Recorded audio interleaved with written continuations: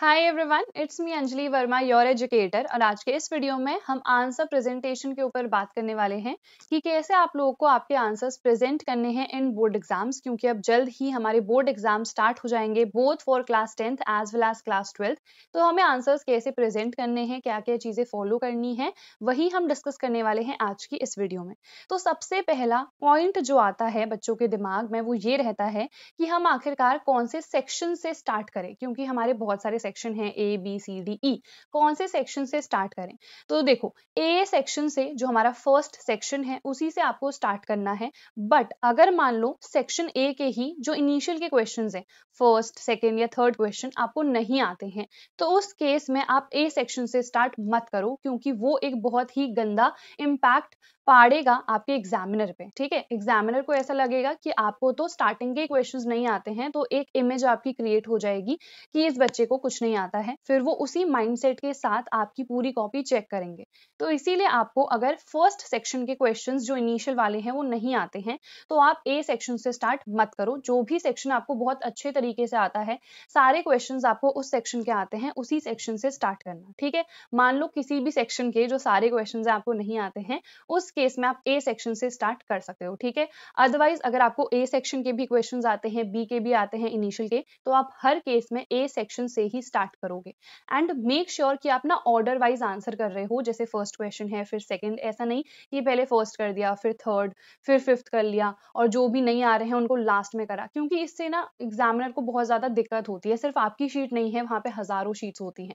तो इसीलिए ना आपको ऑर्डर वाइज ही क्वेश्चंस करने हैं। मान लो सेकंड एमसीक्यू है, मुझे नहीं आ रहा है उस टाइम पे, तो मैंने उसके लिए स्पेस छोड़ दी। ठीक है, उसके बाद आपको ऐसा नहीं करना है कि लास्ट में जाके आप वो क्वेश्चंस कर रहे हो। मान लो कोई क्वेश्चन है जिसका आंसर मुझे नहीं आ रहा है, तो उस केस में आप सेक्शन बी का, मान लो कोई क्वेश्चन है मुझे नहीं आता है, सेक्शन बी में ही लास्ट में जगह छोड़ो। एंड पे आपको नहीं करना है, क्योंकि वापस से एग्जामिनर देखते हैं कि अरे सेक्शन बी का क्वेश्चन लास्ट में है, फिर वो क्वेश्चन पेपर देखते हैं, अच्छा कौन सा क्वेश्चन था।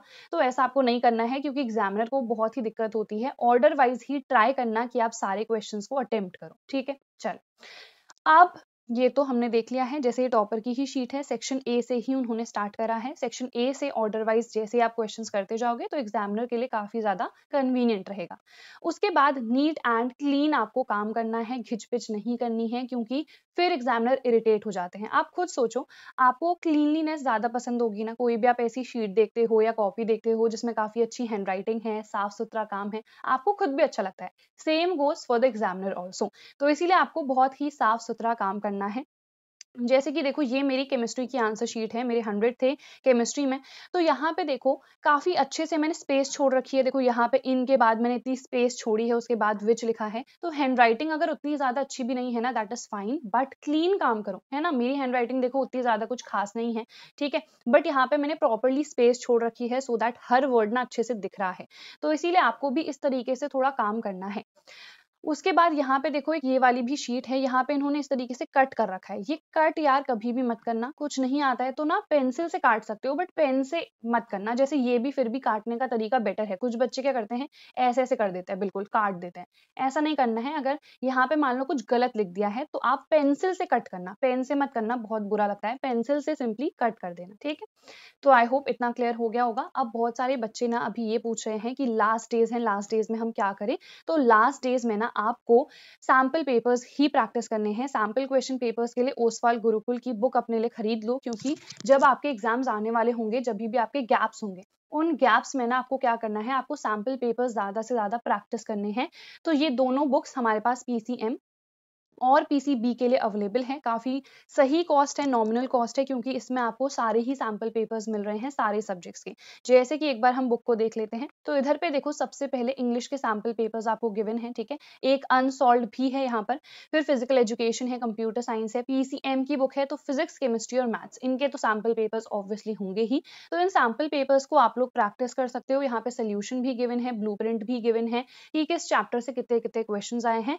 जो आपका सीबीएसई ने रिलीज करा था पेपर वो भी यहाँ पर है विद द सोल्यूशन, कुछ अनसॉल्व भी हैं और कुछ सॉल्व पेपर्स भी यहाँ पर हैं। तो इस बुक को अपने लिए आप लोग प्रेफर कर सकते हो। ऑल्सो अगर आप लोग को ऑनलाइन सैम्पल पेपर्स अटेम्प्ट करने हैं ना, तो इन्होंने oswald.io ये लॉन्च कर रखा है। यहाँ पे आप लोग ऑनलाइन सैम्पल पेपर्स को अटेम्प्ट कर सकते हो। तो इसीलिए आपको क्या करना है, सिंपली oswald.io पे चले जाना है, वहां पर जाके आप सैम्पल पेपर्स दे सकते हो, ठीक है। फिर आपको सोल्यूशन भी मिल जाएगा। तो सारी जो लिंक्स हैं डिस्क्रिप्शन में मैंने प्रोवाइड कर दी है, आप लोग चेक कर लेना। उसके बाद देखो नेक्स्ट स्टेप क्या है, आपको हमेशा ना लाइंस छोड़नी है। जैसे ऐसा नहीं करना है कि आपने एक क्वेश्चन यहाँ पर लिख दिया है, उसके जस्ट से मतलब उसके जस्ट नीचे क्वेश्चन नहीं एक्चुअली आंसर है ना, तो यहाँ पे एक आंसर हमने लिख दिया और उसके बाद जैसे ही आंसर खत्म हुआ जस्ट एक लाइन छोड़ी बस और दूसरा स्टार्ट कर दिया। ऐसा नहीं, आपको 2 लाइंस छोड़नी है, क्योंकि 2 लाइंस छोड़ोगे तो काफी अच्छे से वो गैप दिखता है और टीचर्स को भी काफी अच्छा लगता है कि हाँ बहुत ही क्लीन काम है, ठीक है। तो वैसे यहाँ पर तो देखो मैंने काफी सारी स्पेस छोड़ी है, बट आपको 2 लाइंस ही छोड़नी है। 2 लाइंस आप छोड़ोगे तो क्लियरली दिख जाएगा कि हाँ ये वाला क्वेश्चन यहीं पर खत्म हो गया है और दूसरा क्वेश्चन देन स्टार्ट हो रहा है, ठीक है। उसके बाद प्रॉपर स्पेस होनी चाहिए बिटवीन द वर्ड्स, ये मैंने आपको ऑलरेडी बता ही दिया है। जैसे यहाँ पर कुछ भी लिखा है तो प्रॉपर यहाँ पर स्पेस छोड़ी हुई है। उसके बाद जो कीवर्ड्स है ना, आप उनका यूज करो। कीवर्ड्स क्या होते हैं, तो जैसे एक एग्जाम्पल हमने यहाँ पर ले ही रखा है। जैसे हमें पता है ट्रांजिशन एलिमेंट्स जो हैं वो कॉम्प्लेक्स कंपाउंड्स क्यों बनाते हैं, क्योंकि उनमें वेकेंट यानी कि खाली डी ऑर्बिटल्स होते हैं, वो इलेक्ट्रॉन्स को एक्सेप्ट कर सकते हैं। सो ये जो कीवर्ड्स है ना, वो आपको जरूर मेंशन करने हैं अपने आंसर में। अगर यहीं पर अगर मैं मान लो एग्जामिनर हूं, मुझे ये दिख गया है कि आपने लिखा है availability of vacant D orbitals, या फिर आपने सिंपली लिख दिया कि वेकेंट डी ऑर्बिटल्स अवेलेबल हैं, तो मुझे पता चल जाएगा कि हाँ आपको आंसर आता है। टीचर्स ना क्या करते हैं, अगर वो कीवर्ड्स दिख गए बाकी का चेक भी नहीं करते हैं, टिक करके आपको आंसर के मार्क्स दे देते हैं, ठीक है। तो इसीलिए आपको कीवर्ड्स का डेफिनेटली इस्तेमाल करना है। उसके बाद चाहो तो अंडरलाइन कर सकते हो कीवर्ड्स, वैसे मैंने नहीं करा है कभी भी, बट कुछ बच्चे करते हैं। ये आपको बस तब करना है जब आपके पास और भी टाइम बच गया है, ठीक है। बट अगर आपके पास टाइम नहीं है तो टाइम वेस्ट मत करना, ठीक है। उस केस में अंडरलाइनिंग करने की कोई जरूरत नहीं है। This is not very compulsory, आप चाहो तो कर सकते हो, ठीक है। उसके बाद डिफरेंस टाइप के जो भी क्वेश्चंस आते हैं हमेशा टेबल में आपको लिखना है, टैबुलर फॉर्म में लिखना है। जैसे यहाँ पे डिफरेंस का एक क्वेश्चन आया था, सो यहाँ पे प्रॉपर्ली देखो टेबल फॉर्म में है और ये वाला पॉइंट जो है इसके जस्ट बगल पे आना चाहिए। मान लो यहाँ पे जैसे ये यहाँ पर एंड हुआ है, तो आपको ना 5th पॉइंट यहाँ पर से स्टार्ट नहीं करना है, जहाँ पे ये वाला पॉइंट एंड हुआ है उसके बाद एक लाइन छोड़ो, फिर नीचे से 5th पॉइंट स्टार्ट करो। तो इस तरीके से आपको डिफरेंस को अच्छे से टैबुलर फॉर्म में लिखना है। उसके बाद अगर कोई भी क्वेश्चन पूछा जाता है डेफिनेशन से रिलेटेड भी, आपको अगर उससे रिलेटेड कोई भी एग्जाम्पल भी याद है ना, तो एग्जाम्पल को भी डेफिनेटली मेंशन करना।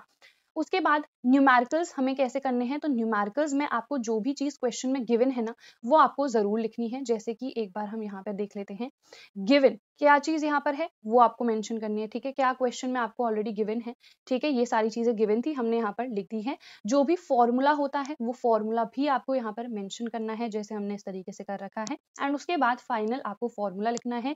यूनिट्स डेफिनेटली मेंशनड होनी चाहिए, यूनिट्स मेंशन करना बहुत इंपॉर्टेंट है। यूनिट्स नहीं लिखोगे तो मार्क्स कट जाएगा वहां पर आधा।